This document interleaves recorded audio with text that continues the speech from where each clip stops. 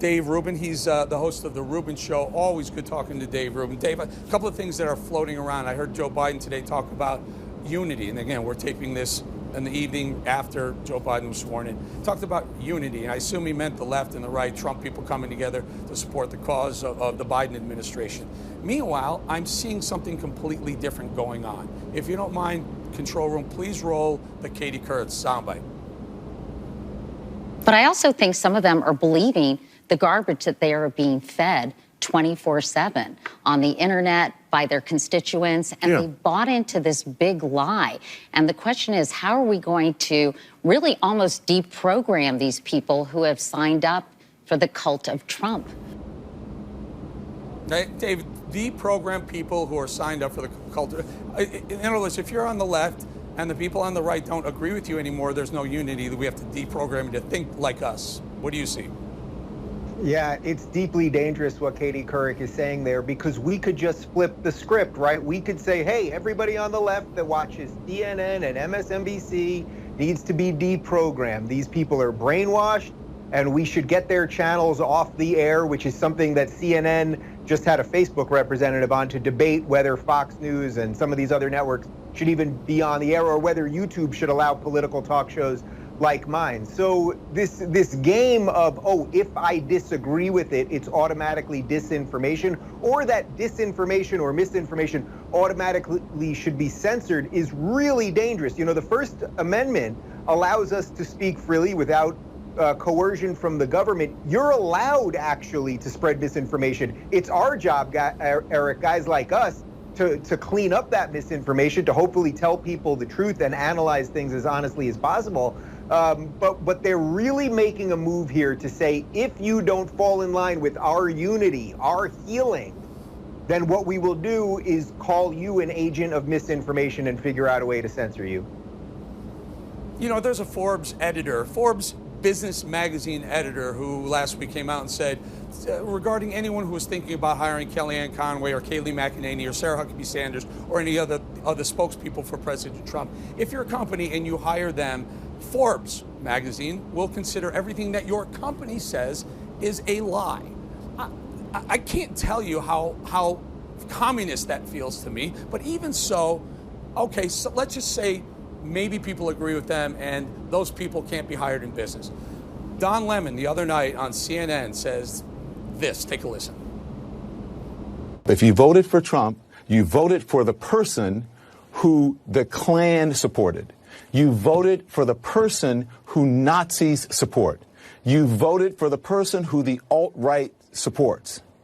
That's the crowd that you are in.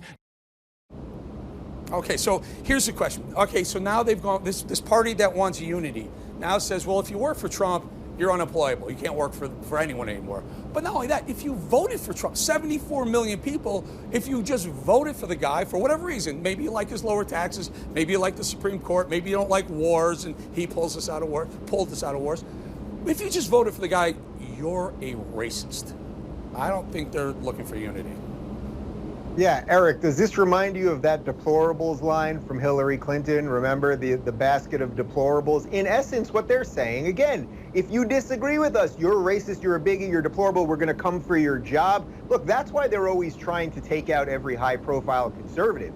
And that's why they're going so hard on Trump now and still want to push impeachment, because they want to make it so that everybody who is not woke, doesn't fall in line with progressive leftist orthodoxy, will be afraid to say what they think. I mean, I refuse to bow. I simply refuse not to say what I think, and I'm going to continue to do so. I know you will as well. But Don Lemon might be forgetting that it was his network that was instigating a lot of the violence. Chris Cuomo, the guy he was talking to in that very video you just showed just a few weeks ago when Antifa and BLM were protesting, was saying that where in the Constitution does it say that protest has to be peaceful? So it's like, have these guys promoted violence? And by the way, Richard Spencer, who is the sort of leader of the alt-right, I'm fairly certain he voted for Joe Biden, not Donald Trump. He publicly rebuked him.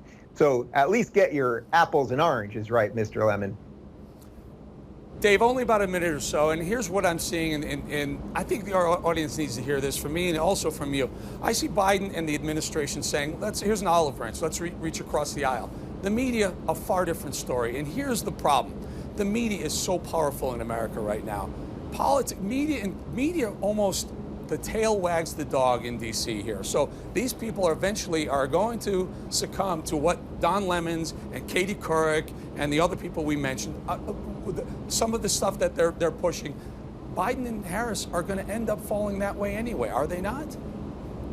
Yeah, look, that's the question, right? Like, which way will Biden and Harris actually break? Will they go where the energy is, which is the far left stuff? Will they wholly embrace identity politics and critical race theory, ideas that are completely antithetical to our founding documents in that it does not treat you like an individual, it treats you like a group? I mean, that's the reverse of what it says in the Constitution. Will they do that, or will they possibly break more center?